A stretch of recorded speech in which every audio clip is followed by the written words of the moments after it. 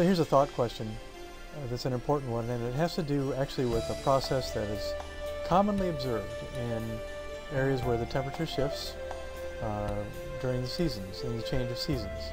And the question is this, that if we have a lake that has distinct layers of water that differ by temperature, and you've seen this before, that the top 3 feet might be have a temperature that's say 60 degrees Fahrenheit, like Lake Tahoe, and the next 3 feet might be much cooler, say 48 degrees Fahrenheit.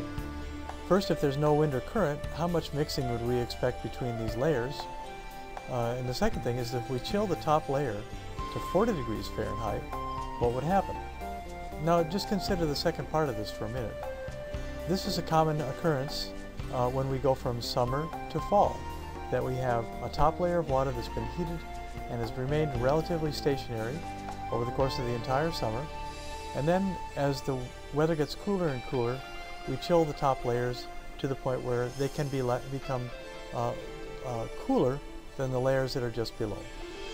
And we'll go through a few different properties of water to kind of explain what might happen. Okay, so one thing about water is it's commonly used as a reference substance. There are some characteristics that change with temperature, and they include density and surface tension. It's relatively incompressible, which just means that the volume remains relatively constant, whether it's under high pressure or low pressure.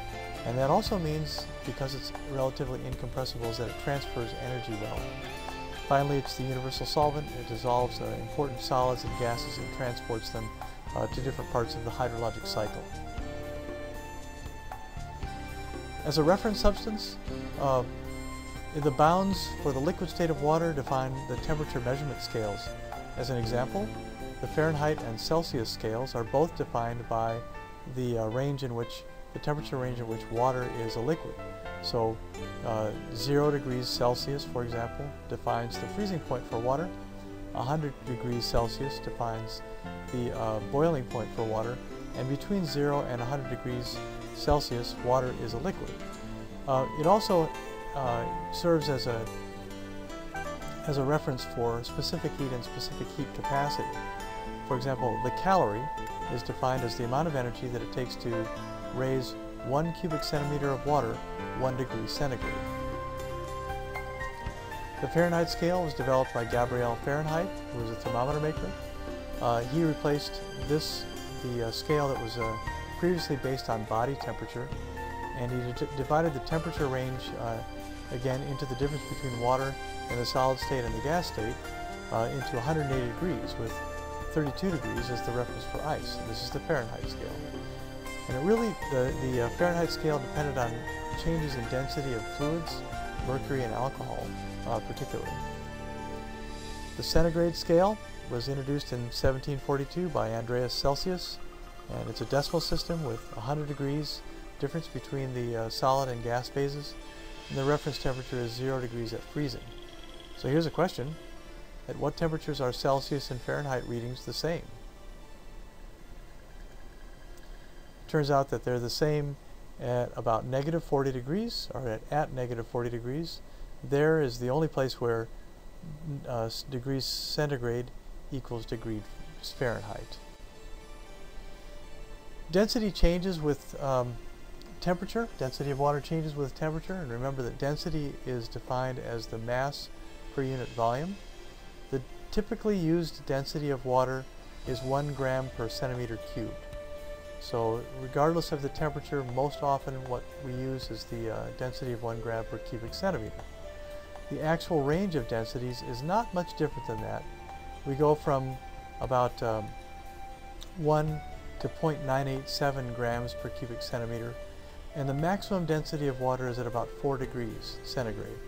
The minimum degree the minimum density is at about 100 degrees centigrade. So the maximum is, and this is a very important fact, in part because it explains why we have ponds that don't freeze from all the way from the top to the bottom. We have liquid water below layers of ice, and it's partly because the maximum density occurs at 4 degrees centigrade, but ice is a little bit less dense than that, as you can see here. It's between 997 kilograms per meter cubed and 999 kilograms per meter cubed, and we see here at about 4 degrees centigrade that our density is a maximum of 1 gram per cubic centimeter. So if we look at this again, then if we have this lake with these distinct layers of water that differ by temperature, remember the top 3 feet were about 60 degrees Fahrenheit and the next 3 feet were about 48 degrees Fahrenheit. One thing that this tells you is that at 60 degrees Fahrenheit, the density of water is going to be less than for the next 3 feet at 48 degrees Fahrenheit. The 48 degree water will be a little different in terms of its density. That means its mass per unit volume.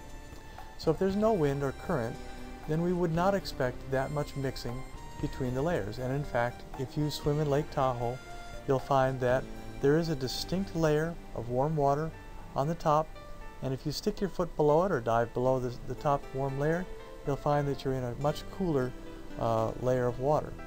And if we chill the top layer to 40 degrees Fahrenheit, what would happen? Well, one of the things that we know is that at 40 degrees Fahrenheit, the top layer would become more dense than the layer that's below at 48 degrees Fahrenheit. And what would happen then is that the top layer would sink below the next layer down, which is less dense. And in fact, this is what we see in shallower lakes. We see a seasonal turnover of the water due to changes in the temperature that increase the density of the upper layer past the density of the lower layer, so that layers switch places. And when this occurs, not only do the layers switch places, but nutrients and other substances that are important to maintaining the life cycle of different plants and animals in the lake are mixed and brought to the surface and actually transported to the bottom to sustain those communities.